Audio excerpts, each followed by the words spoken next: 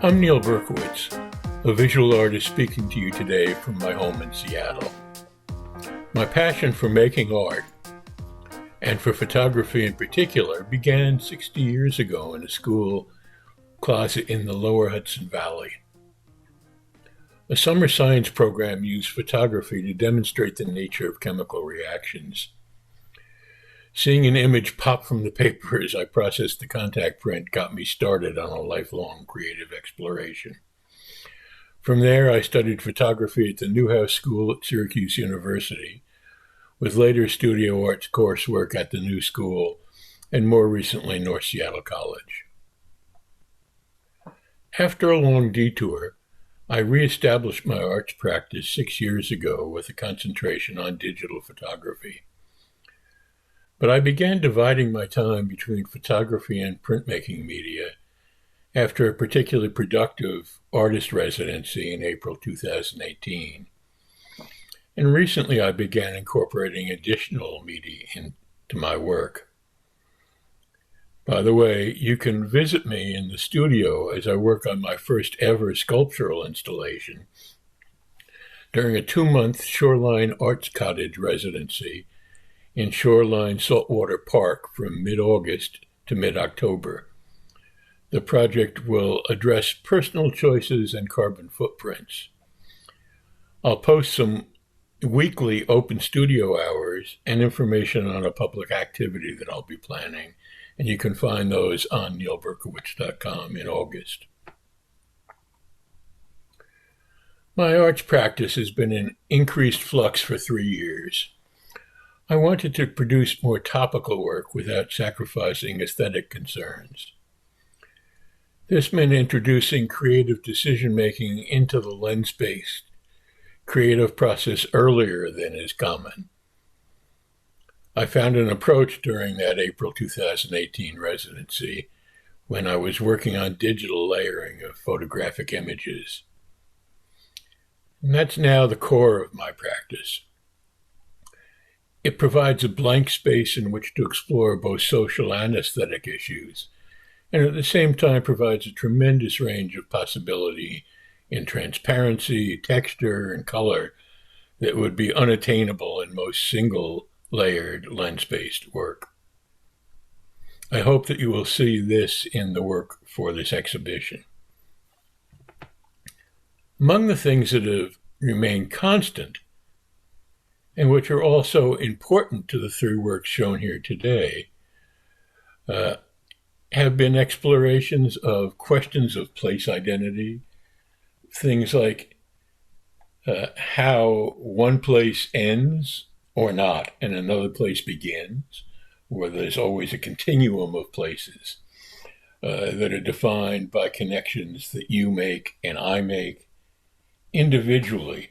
These aren't connections between me and the place, but connections I make or you make between this place and that place.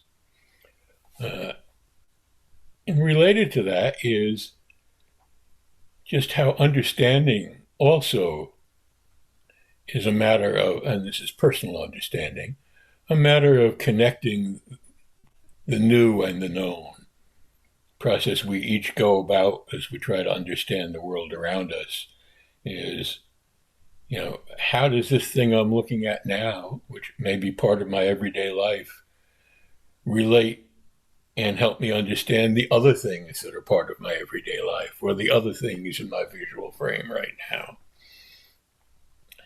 Another of those constants during the past 3 years has been looking for ways to open up the work so that observers can more fully create their own narrative, rather than the narrative that I necessarily want to control the telling of in the work. And that's primarily through trying to create multiple ways that folks can enter, kind of nodes within the work that folks can use to start to make those connections of the new to the known. So I've also, as part of this process, employed opportunities, or tried to to allow viewers to recurate a collection of works, an exhibition, uh, uh, so that they can look at the multiple works in ways that provide the most understanding and the best ways to enter into the work. So one of those ways is to uh, uh, have smaller images of all of the works in an exhibition, provided in ways that folks can reorganize them, and then take a picture of their recuration and post it and add it to a selection of observer curations that will be piped in on a monitor in the exhibition itself. And so a third ongoing concern, one that's becoming more and more important to me because it relates to how we see the foreign and the others and this ideology that controls so much of our lives, is the need to get the world right by being attentive, by actively choosing to look more deeply at whatever is in front of us. So I use both presentation and composition in ways that I think will help the observer know that there's more to see, and to allow a committed observer a chance to actually look more deeply and to get into that habit. And layering, as I do in most of my work now, assists here too. It enriches the experience of the committed observer. I'm increasingly using presentations that don't allow the observer to view the entire work at once, although that's not the only method, and doesn't relate to the works we're going to see here, or that use motion or sound to compel longer periods of deep observation, or that just hide some of the work and make you really struggle to see it fully. So now let's look at the works on this show, and perhaps at the image right behind me, which is one I chose because it relates to both my process and to some of those concerns about otherness, and a bit to climate change, the ideologies that create situations where people don't necessarily get to lead the lives that they would like to lead or are qualified to lead, but make the most out of the lives that they do have. So Anthropocene, Wyoming is the first of these images, and I'll tell you a little bit about the process and the layers. So there is what I think of as the primary layer, that is that long scene looking down over drumlin after drumlin of the terrain at the mountains in south central Wyoming. Happens to be where I did that residency that was so important to me. And it was literally 18 miles from nowhere. It also includes a layer that was already a combination of 4 different layers that were all taken at Yellowstone, which is also in Wyoming, and also part of my itinerary while I was on this tour. And for me is a way that I connect place A, Saratoga, Wyoming, and Yellowstone, 2 places that merge here into a single memory and meaning for me. It also is a pre-layered and multi-layered image that I had created earlier of images from a ferry ride between Seattle and Bremerton. One both looking southward. So we see, if we find it, we will see images of uh, uh, the derricks, the cranes at the port of Seattle. And also apartments, high rises, condos on Alki Beach, which brings us into, at what point we will be developing Wyoming the way we're developing elsewhere. You can't really see some of those uh, uh, elements of that image from the ferry ride, but it's critical to the work. And you can see it if you ask yourself, what am I looking at here? Why did the person who made this thing make it with these elements in it? So the subject for me is development, climate change, economy, and our priorities, as well as place. Next, we move to threat and promise in the heartland. The subject is climate, both actual and political.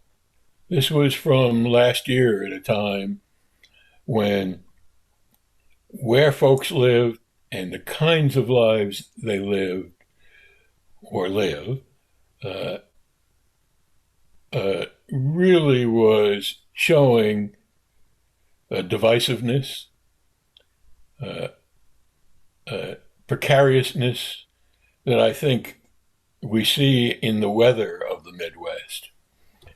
And so, this a scene of a field during a major storm, or before or after, is up to you. I don't know whether that tornado is coming or receding, but I hoped that this work said something about why it is that folks who live off the land have a different sense of priorities and values than those who don't. And that the threat and promise are both there, both in their lives and for us as a democracy and as a nation. But there is nothing overtly political about this work.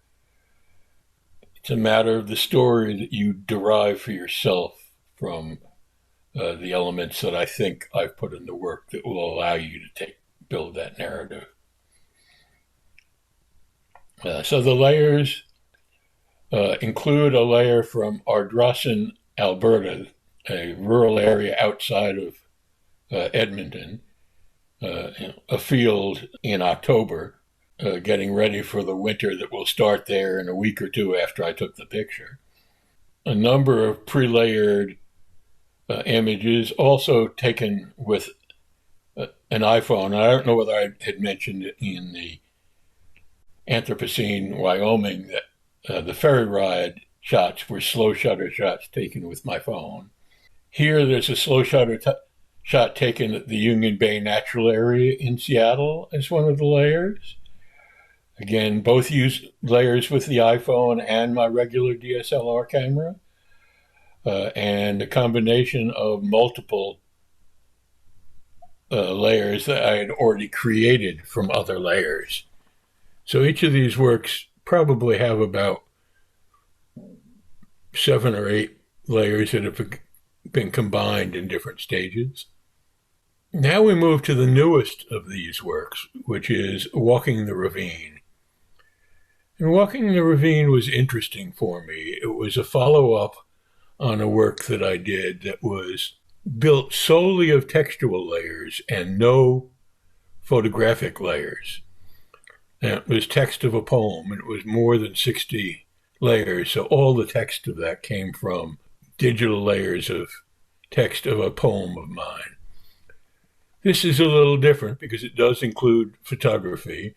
And while there is a layer with the full text of the poem, most of the poem here that you see has been converted into barcode fonts. So you really can't read it without seeking a translation. But it's about Ravenna Park, which is very near my home. And two poems appear in Ravenna Park.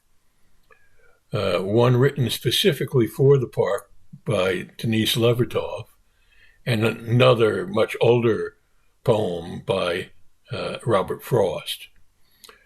And this is the way I look at the relation of those poems to my walking in the park and to the nature of the land around here. And it's a good counterpart to Anthropocene, Wyoming, because Seattle is also constructed of those same drumlins that we saw receding into the background. And drumlins are a geological feature from the receding of the glaciers, and those hills that you go up and down and cross over that are parallel are part of that. So I can't look at this work of mine and not think of Anthropocene, Wyoming and Wyoming at the same time. For me, I make those connections between those places. And finally, it brings us to the piece behind me, which is called The Great Divide, and was a kind of a predecessor, also pairing off with one of the works in the exhibit with Threat and Promise in the Heartland. And in fact, one of the many layers in The Great Divide was also taken in Ardrossan. Actually two. One which has a house, which you can probably see over my shoulder there a little bit in the background. And then the field off over the other shoulder. But also the main kind of framing image and the window and the drapes in the window are on Capitol Hill in Seattle. And so this really is about lives lived in one place when they may indeed have been promised for another, but also trying to raise the concept of whether, in fact, rural and urban are about where we live, or really are they about belief systems that we have that we classify because of where they're more prominent. So I really like this work. I included it for an additional reason as the background, because it's one of the works that when I've attempted to show, I don't mount. It is intended to be pinned up to suggest a precariousness and a sense that not all things last and that things change and age. And I think that's, it's important to think of art, and maybe this is my closing point, to know that what we see as art that's remembered, that's in museums, is the tiniest fraction of the art that's made by people, and good art. And that what we see is a matter of what our predecessors have chosen for us to see. Much of it having great value. I'm not denying the value in that, but the assumption that good art survives, I think, is worth questioning. The art that survives, survives. And the rest of it has only us as witness. And then it's gone. So I thank you for listening. I will remind you that you can learn more about my work, where to see it, and so forth from my website, which is neilberkowitz.com, and enjoy the rest of the exhibit.